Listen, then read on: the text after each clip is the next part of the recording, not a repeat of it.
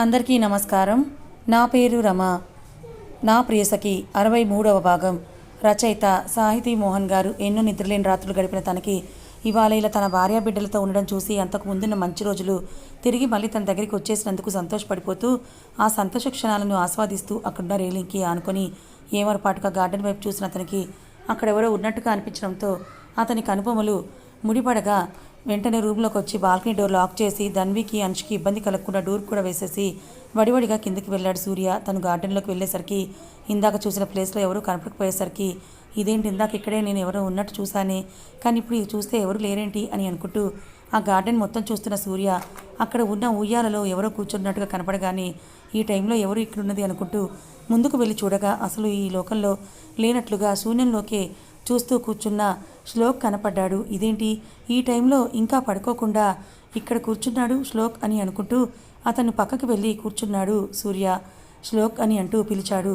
అయినా కూడా ఉలుకు పలుకు లేకుండా అలానే ఉన్న అతన్ని చూసి శ్లోక్ అని అంటూ మరొక్కసారి పిలుస్తూ అతని చేతిని పట్టుకొని కదపగానే హా అని అంటూ సూర్య పిలుపుకు తేరుకొని తన వైపే చూస్తూ సూర్య నువ్వా, ఈ టైంలో నువ్వేంటి ఇక్కడ అన్నాడు శ్లోక్. అదే మాట నేను నిన్ను అడుగుదామని వచ్చాను. మిడ్ నైట్ దాటిపోయింది, నువ్వేంటి ఇంకా పడుకోకుండా ఇక్కడే కూర్చున్నావు? పైగా నేను వచ్చింది కూడా తెలియనంత దీర్ఘంగా ఏం ఆలోచిస్తున్నావు? పైగా చాలా డల్గా దేని గురించో బాధపడుతున్నట్టుగా కనపడుతున్నావు, ఏమైందని అడిగాడు సూర్య. అతని మాటలకి నవ్వు నటిస్తూ చాచా అదేం లేదు సూర్య, కొత్త ప్లేస్ కదా, నిద్ర పట్టలేదు, అందుకే ఇలా బయటకు వచ్చాను. ఇక్కడ ప్లెజెంట్గా అనిపించి అలా కూర్చున్నాను అంతే, దానికే నువ్వు ఏదేదో అనేసుకునేవు అని. అయినా నాకే కాదు నీకు కూడా మిడ్ నైట్ దాటిపోయింది, నువ్వెందుకు ఇంకా పడుకోకుండా ఇలా వచ్చావన్నాడు శ్లోక్ పెదవుల మీద నవ్వుని చెదరనివ్వకుండా. ఆ మాటలు విని నవ్వుతూ స్ట్రైట్గా తిరిగి ఆకాశంలోకే చూస్తూ దాదాపు 6 సంవత్సరాల తర్వాత మళ్ళీ ఇవాళ నేను చాలా సంతోషంగా ఉన్నాను. నిజం చెప్పాలి అని అంటే ఇవాళే నేను మనస్ఫూర్తిగా నవ్వుతూ ఉన్నాను శ్లోక్. మళ్ళీ ఇలాంటి రోజు ఒకటి నా జీవితంలోకి వస్తుంది అని నేను అస్సలు అనుకోలేదు శ్లోక్ అని అతని వైపు తిరిగి తన చేతులు పట్టుకొని ఇదంతా నీ వల్లే శ్లోక్, ఇక నాకు నా ధన్వి లేదు అని అనుకుంటూ యాంత్రికంగా బ్రతికేస్తున్న నాకు మళ్ళీ నీ వల్లే నా ప్రాణం తిరిగి నా దగ్గరకు చేరింది. ఆ రోజు నువ్వే కనుక తనని కాపాడి నీ దగ్గరికి తీసుకెళ్ళకపోయి ఉంటే తన పరిస్థితి ఎలా ఉండేదో ఊహించుకోవడానికి చాలా భయంగా ఉంది. ఆపదలో మనం ఉన్న తనకి ఆసరా ఇచ్చి అండగా నిలబడేబట్టే మేము ఇవాళ ఇంత సంతోషంగా ఉంటున్నాము. దానికి కారణం నువ్వే shlok. Thank you so much అన్నాడు సూర్య కృతజ్ఞతాభావంతో అతని వైపు చూస్తూ. అయ్యో సూర్య, నువ్వు నాకు థ్యాంక్స్ చెప్పడం ఏంటి? అయినా ఇందులో నేను చేసింది ఏముంది? అర్ధరాత్రి ఒంటరిగా ఆడపిల్ల ఆ పరిస్థితిలో ఉంటే ఏదో నాకు తోచిన సాయం చేశాను. మీ వాళ్ళు ఎవరు చెప్పు, నేను డ్రాప్ చేస్తానన్నా కూడా తను మీ గురించి చెప్పడానికి ఇష్టపడలేదు. పైగా అప్పటికే తను ప్రెగ్నెంట్ అని తెలిసింది.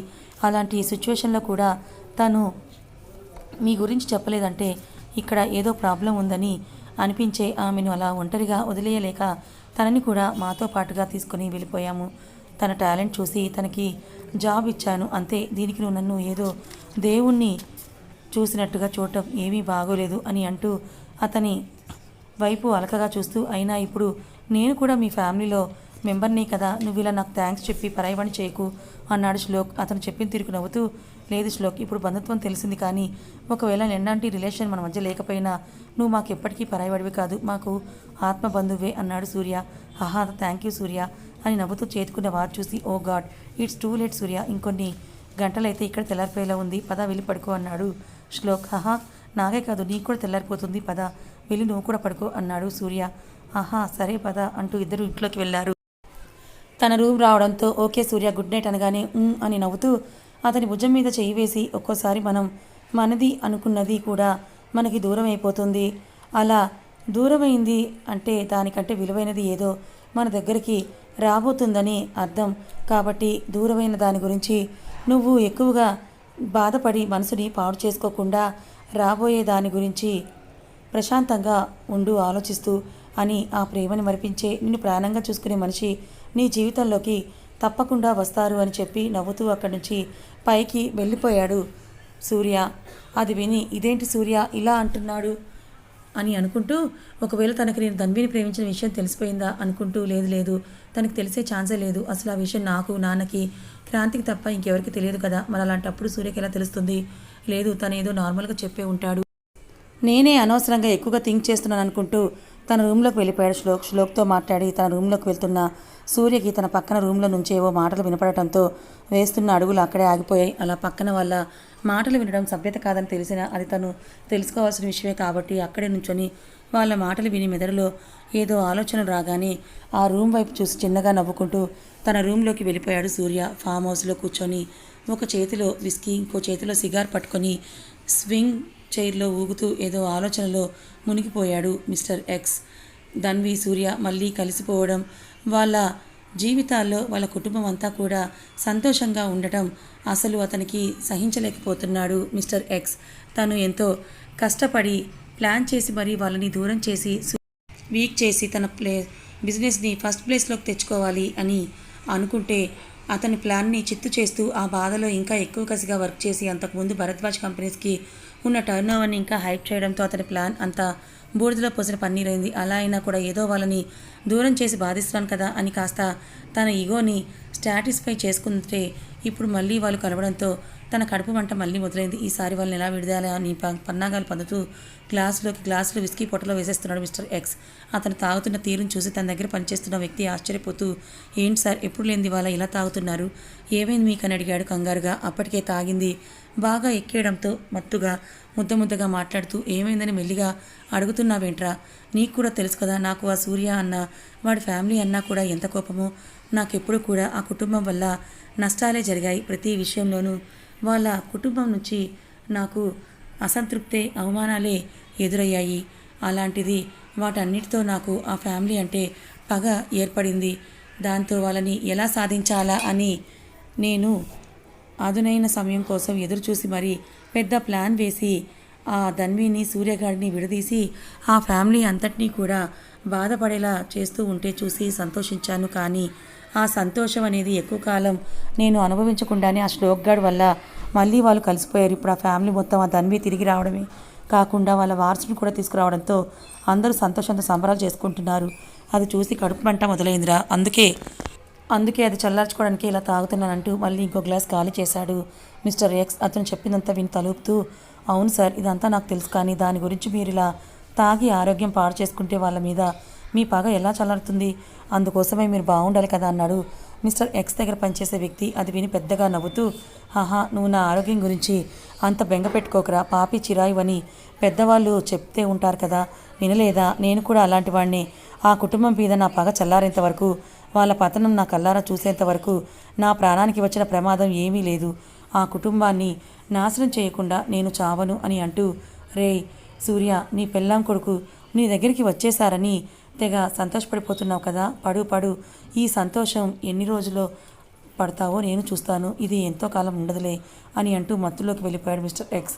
బాధతప్త హృదయాలతో రోజులు గడుపుతున్న ఫ్యామిలీ అందరికీ కొన్ని సంవత్సరాల తర్వాత వచ్చిన సంతోషకరమైన ఉషోదయం అది. అందరూ చాలా సంతోషంగా నిద్రలేచి తమ రోజువారీ పనులను మొదలుపెట్టారు. నిన్నటి నుంచి అందరూ సూర్య వాళ్ళ ఇంట్లోనే ఉండడంతో మన గ్యాంగ్ అంతా నిద్రలేచేసరికి బ్రేక్ఫాస్ట్ ప్రిపేర్ చేసేద్దామని కిచెన్లోకి వెళ్ళిపోయారు సౌజన్య గారు, వాణి గారు, సాహితి గారు. వాళ్ళు చేస్తుండగానే అలవాటు ప్రకారం త్వరగా లేచేసిన భానుగారు కూడా వాళ్ళతో జాయిన్ అయ్యారు. తను వాళ్ళని చూసి ఒక్కరోజే అయినా వాళ్ళ మాట తీరు, వ్యక్తిత్వం చూసి కొన్ని గంటల్లోనే వాళ్ళతో బాగా కలిసిపోయారు భానుగారు, క్రాంతి కూడా. ఈలోపు విష్ణు గారు, మోహన్ గారు, శివరాం గారు కూడా ఫ్రెష్ అయ్యి హాల్లోకి వచ్చి సెటిల్ అయ్యి వాళ్ళ ముచ్చట్లో పడిపోయారు. లేలేత సూర్యకిరణాలు కళ్ళ మీద పడటంతో మెల్లిగా కళ్ళు తెరిచిన ధన్వికి తనకి అతి చెరువులో ఉండి తనని నవ్వుతూ చూస్తూ ఉన్న సూర్యని చూడగానే మనసుకి చాలా హాయిగా అనిపించి పెదవులపై చిరునవ్వు వచ్చేసింది. సూర్యగారు మీరెప్పుడు లేచారు అంది అదే నవ్వుని చెదరనివ్వకుండా. సంతోషంతో అసలు నిద్రపట్టని సూర్య రాత్రంతా అలా ధన్విని అంశనే చూస్తూ ఉండిపోయాడు. కానీ అవేమీ తనకు చెప్పకుండా ఇంతకుముందే లేచాను కంచు అన్నాడు సూర్య. ఓ అవునా అని పక్కన వాచ్ వైపు చూసి, అమ్మో అప్పుడే 7 దాటిపోయిందా, చా నేనేంటి ఇలా మొద్దులా పడుకున్నాను అని హడావిడిగా లేవబోతున్న ధన్విని ఆపి, ఏమైందే కంచు, ఇప్పుడు ఏమైందని అలా కంగారు పడుతున్నావు అని అడిగాడు సూర్య. మరి కంగారు పడక, అక్కడ అందరూ లేచేసి వర్క్ స్టార్ట్ చేసే ఉంటారు, నేను వెళ్ళి హెల్ప్ చేస్తానని ధన్వి. ఆహా చేద్దువులే, కానీ నీతో ఒక ఇంపార్టెంట్ విషయం మాట్లాడాలి అన్నాడు సూర్య. ఆ మాటలు విని అతని వైపే చూస్తూ, ఏంటది సూర్య గారు, ఎనీథింగ్ సీరియస్ అని అడిగింది ధన్వి. అలా ఏం కాదు కానీ అంటూ నైట్ తను విన్న మాటల గురించి చెప్పాడు సూర్య. తను చెప్పింది విని గిల్టీగా ఫీల్ అవుతూ, ఇదంతా నా వల్లే కదా, నా తొందరపాటుతనంతో అందరినీ ఇబ్బంది పెట్టేశాను, ఐఎమ్ సో సారీ సూర్య గారు అని అంది బాధగా. అది విని ఆమెను దగ్గరికి తీసుకుంటూ, నువ్వు సారీ చెప్పడం ఏంటి, అది మన ఫేట్ అంతే, ఇలా జరగాలని రాసుంది జరిగింది, ఇప్పుడు అంతా నార్మల్ అయిపోయింది కదా, ఇంకా నువ్వు దాని గురించి అంతగా ఫీల్ అవ్వకు అన్నాడు సూర్య. ఫీల్ అవ్వకుండా ఎలా ఉంటాను సూర్య గారు, నా వల్లే కదా వాళ్ళిలా అని ఏదో అనబోతున్న ఆమె మాటలని మధ్యలోనే ఆపేస్తూ, ఉష్ మై డియర్ కంచు, ఇంకా ఇలా నువ్వే నిద్రలేసుకోవడం ఆపేసి ఇప్పుడు మనం ఏం చేయాలో నీకు ఒక ప్లాన్ చెప్తాను, దాన్ని ఫాలో అయిపోతే సరే అన్నీ సెట్ అయిపోతాయి, ఓకేనా అన్నాడు సూర్య. ఆ ప్లానా, ఏం ప్లాన్ అంటున్న ధన్విని చూసి తనేం చేయాలనుకుంటున్నాడో మొత్తం వివరంగా చెప్పాడు. అతను చెప్పిందంతా విని కళ్ళు విప్పార్చి చూస్తూ, వావ్ ప్లాన్ బాగుంది సూర్య గారు, కానీ ఇది మనం అనుకున్నట్టుగా వర్కౌట్ అవుతుందంటారా, మధ్యలో కనుక ప్లాన్ లీక్ అయిపోతే అనుకున్న సర్ప్రైజ్ అంతా స్పాయిల్ అయిపోతుందని దిగులుగా తన ఫేస్ చూసి నవ్వుతూ, కంచు నీ పక్కన నేనుండగా ప్లాన్ ఫెయిల్ అవ్వడమా, అసలు కానీ కాదు, నువ్వు నేను చెప్పినట్టుగా ఫాలో అయిపోయి మన గ్యాంగ్ హెల్ప్ తీసుకొని అరేంజ్మెంట్స్ చేసేయి, మిగతాది నేను చూసుకుంటానుగా అన్నాడు సూర్య. అతని మాటలకి నవ్వుతూ, సరే సూర్య గారు, నేను ఫ్రెష్ అయ్యి కిందకి వెళ్ళి అత్తయ్య వాళ్ళతో ఈ విషయం చెప్తానంది ధన్వి సంతోషంతో వెలిగిపోతున్న ఆమె మొహం చూసి నవ్వుతూ, ఓకే బట్ జాగ్రత్త, అన్నీ కూడా సీక్రెట్గా జరగాలి, హడావిడి లేకుండా పూర్తి చేయండి, అసలే నీకు నీ తోకలకి కామ్గా ఉండడం చేత కాదు కదా అని అన్నాడు సూర్య. అది విని కళ్ళు చిన్నవి చేసి చూస్తూ, నన్ను వాళ్ళని ఏమీ అనకుండా మీకు రోజు గడవదే అని అనుకుంటూ, ఇప్పుడు నేను చాలా బిజీ, మీ పని ఇప్పుడు కాదు, తర్వాత మనం అనుకున్న పని అయ్యాక అప్పుడు చెప్తానంటూ వాష్రూమ్లోకి వెళ్ళి చకచక స్నానం చేసి శారీ కట్టుకొని హడావిడిగా కిందకి వెళ్ళిపోయింది ధన్వి. అలా వెళ్తున్నామని చూసి నవ్వుకుని తిరిగి బెడ్ మీద హాయిగా నిద్రపోతున్న కొడుకును చూసి ముసురుకుంటూ వాడి నుదుటి మీద ముద్దు పెట్టి తను కూడా ఫ్రెష్ అవ్వడానికి వాష్రూమ్లోకి వెళ్ళాడు సూర్య. తను కిచెన్లోకి వెళ్ళేసరికి అంశు గురించి వాడి అల్లరి గురించి మాట్లాడుతూ నవ్వుకుంటున్న వాడి అమ్మమ్మలని నానమ్మలని చూసి నవ్వుతూ, గుడ్ మార్నింగ్ అత్తయ్య అంటూ లోపలికి వచ్చింది ధన్వి. వాళ్ళు కూడా ఆమెను చూసి నవ్వుతూ, గుడ్ మార్నింగ్ రా, ఇప్పుడే భానుగారు మన మిరపకాయ చేసే తుంటరి పనుల గురించి చెప్తున్నారు, అవన్నీ వింటుంటే నాకు సూర్య చిన్నతనమే గుర్తుకొస్తోంది, వాడు కూడా అంతే, నిమిషం ఖాళీగా ఉండేవాడే కాదు అని నవ్వుతూ, ఏరి ఆ తండ్రి కొడుకులు ఇంకా నిద్రలేవలేదా అన్నారు సౌజన్య గారు. అది విని తను కూడా నవ్వేస్తూ, సూర్యగారు లేచారత్తయ్య, మీ మనవడే ఇంకా లేవలేదు అని ధన్వి. పోనీలే పడుకొని స్కూల్లో జాయిన్ చేస్తే ఎటు వాడికి ఈ ఉరుకులు పరుగులు తప్పవు కదా, ఈ 2 రోజులైనా ప్రశాంతంగా వాడిని పడుకోనివ్వు అన్నారు ఆవిడ. సౌజన్య గారి మాటలకి అని తలుపి అక్కడున్న అందరినీ చూస్తూ, నేను మీతో ఒక ఇంపార్టెంట్ విషయం చెప్పాలంది ధన్వి. అది విని నలుగురు ఒకరినొకరు చూసుకొని, ఏంట్రా అది అని అన్నారు. అందరూ కూడా ఒకేసారి అది అంటూ సూర్య చెప్పిన విషయం అంతా వాళ్ళ ముందుంచింది ధన్వి. అది విని సంతోషంగా ఆమె వైపు చూస్తూ, చాలా బాగుందిరా ఈ ఐడియా అని సాహితీ గారు, వాణి గారు, సౌజన్య గారు అంటుంటే భాను గారు మాత్రం అయోమయంగా ధన్వి వైపు చూస్తూ, తేజ అని మళ్ళీ తిప్పుకొని ధన్వి అంటూ, నువ్వు ఏమంటున్నావురా వాళ్ళు ఇంకా అని అడగడానికి సంశయిస్తున్న ఆవిడని చూసి నవ్వుతూ, లేదు భానుగారు, మేమెంత చెప్పినా ఇన్నేళ్ళు వాళ్ళు మా మాటలు వినలేదు, చెప్పి మేము కూడా ఇంకేం చేయలేక ఊరుకుండిపోయాం అన్నారు సాహితీ గారు. అవును ఆంటీ, నా వల్లే ఇలా అయ్యింది, అందుకే మళ్ళీ నేనే అన్నీ సెట్ చేయాలనుకుంటున్నాను అంది ధన్వి. లేదురా, నిన్ను నువ్వు బ్లేమ్ చేసుకోకు, ఇంక జరిగిందంతా మర్చిపో, ఇప్పుడు నువ్వు వచ్చేసావుగా, ఇక మన సంతోషాలన్నీ తిరిగి వచ్చేసినట్టే అంటూ, ఉండు నేను ఇప్పుడే పంతులు గారితో మాట్లాడి మంచి ముహూర్తం ఎప్పుడుందో అడిగి కనుక్కుంటాను అని చెప్పి ఫోన్ చేయడానికి ఆవిడ తీసుకొని బాల్కనీకి వెళ్తున్న సౌజన్య గారిని ఆపేస్తూ, అత్తయ్య ఇది వాళ్ళకి తెలియకూడదు, సర్ప్రైజ్ చేద్దాం, సో మెల్లిగా మాట్లాడండి అంటున్న ధన్విని చూసి నవ్వుతూ థమ్స్అప్ సింబల్ చూపించారు ఆవిడ. సరే అయితే నేను కూడా వాళ్ళకి ఈ విషయం చెప్పి ఏర్పాట్లలో ఉండమంటాను అని ఏదో అనబోతున్న ధన్విని చూసి, ఎవరికీ తెలియకుండా చూసుకుంటారే అని నవ్వుతూ తన ఫోన్ తీసుకొని ఎవరికో కాల్ చేస్తూ బయటికి వెళ్ళారు వాణి గారు.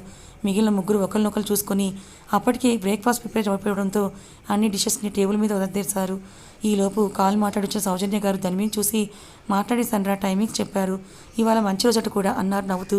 ఈలోగా లోపలికి వచ్చిన వాణిగారు కూడా ఆమెను చూసి, చెప్పేశానంతా ఓకేరా, బట్ వెన్ను ఎక్కడన్నారు, ఏమో అత్తయ్య, అది సూర్యగారు చెప్పాలి, బట్ ఇంట్లో అయితే కాదనుకుంటా అని ఆమె అంటూ ఉండగానే అంశుని తీసుకొని వీళ్ళున్న చోటుకే వచ్చాడు సూర్య కూడా.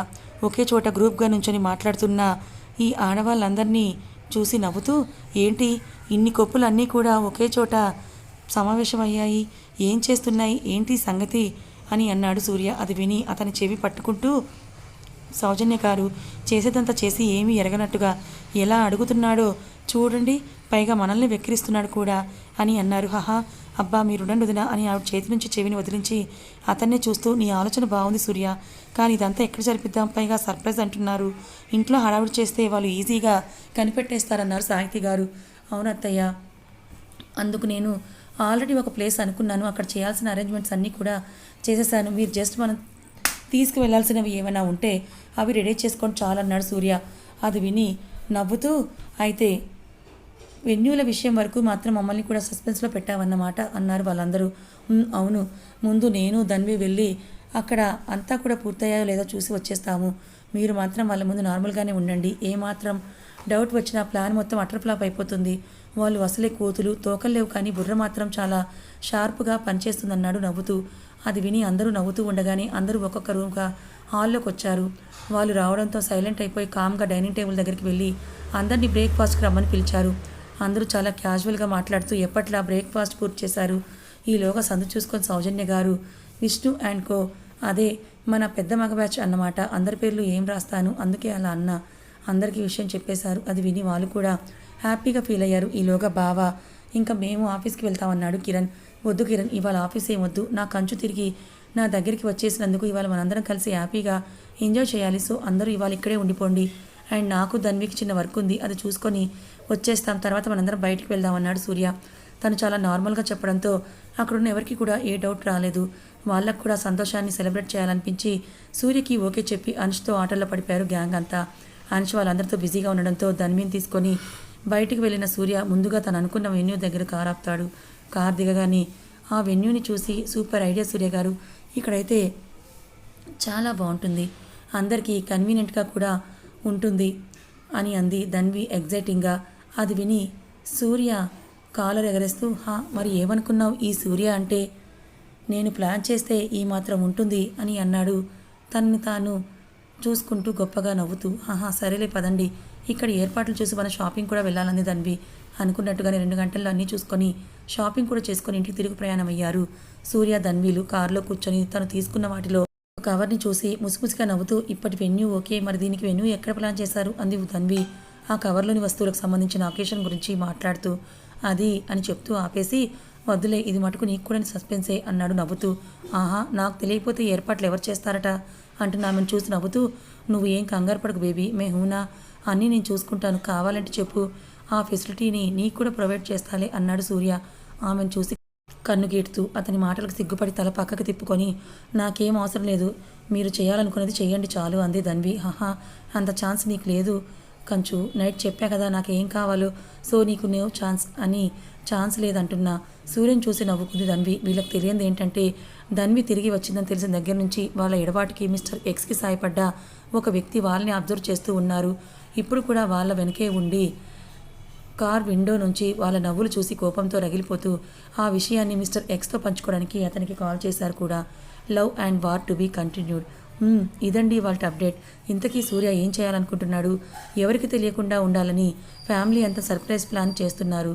ఇక్కడ జరుగుతున్నది ఒక అకేషనా లేక రెండా, ఇంతకీ ఏంటా అకేషన్, ఇప్పుడు సూర్య ధన్విలను చూసిన ఆ వ్యక్తి ఎవరు, ఇప్పుడు వాళ్ళు వీళ్ళ సంతోషాన్ని పాడు చేస్తారా? బాబోయ్, ఎన్ని క్వశ్చన్స్ ఒక్క అప్డేట్లో.